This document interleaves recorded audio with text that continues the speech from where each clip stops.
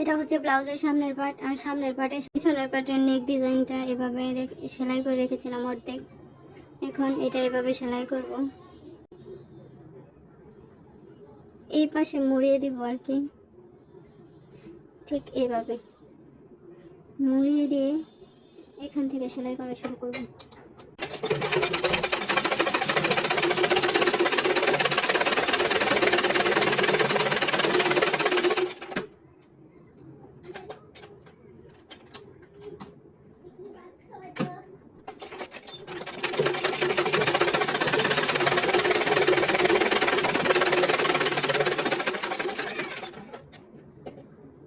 এই হচ্ছে নেক ডিজাইনটা, কাঁধের ডিজাইনটা।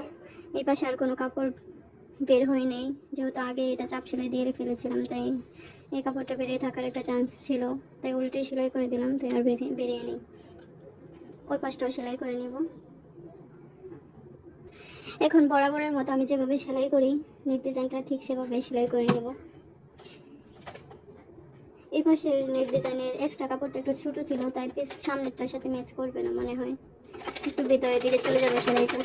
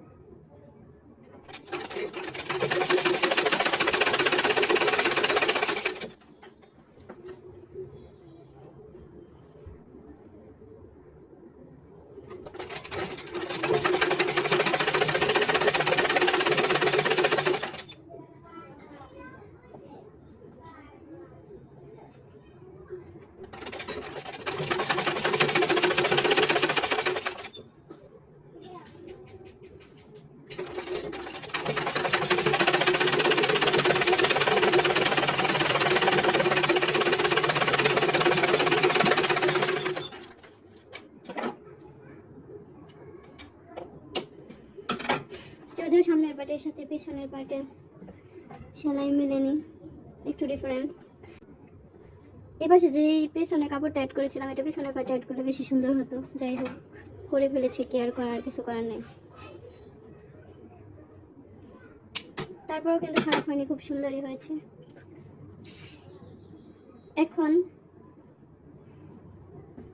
বলবো কেন ব্লাউজের কাপড় সমান করে কেটেছিলাম, আর মানুষই বা কেন বলে যে সমান করে কাটলে ব্লাউজ হয় নাকি। আজকে সেটাই দেখাবো। সমান করে কেটেছিলাম, এই সে দেওয়ার পর আর কতটুকুই বা কাপড় যায়, হয়তো হাফ ইঞ্চি পরিমাণ।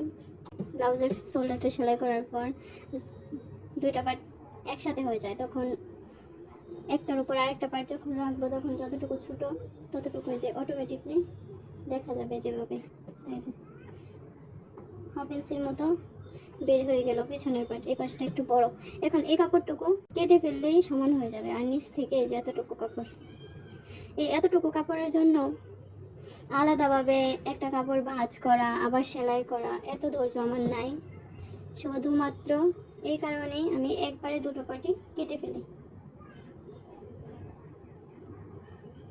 আমার মনে হয় না এতে খুব বেশি অপচয় হয়, মোটামুটি ওভারকাম করার মতোই।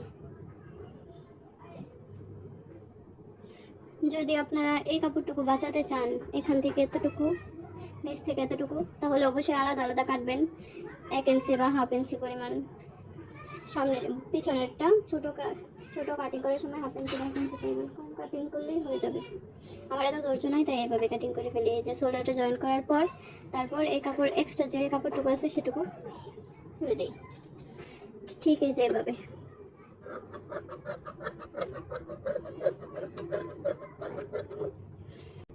এখন নিচে যেটুকু আছে সেটুকু কেটে ফেলে দেবো। এই হচ্ছে। পেছনে 2 সুতা বড় থাকলে সমস্যা নেই, পেছন দিয়ে একটু নিচের দিকে চলে আসবে। এই শেষ। শুধুমাত্র এই কাজটুকুর জন্য আলাদা আলাদা পাট কাটার কি দরকার? এখন আপনারাই বলেন, দরকার আছে কি?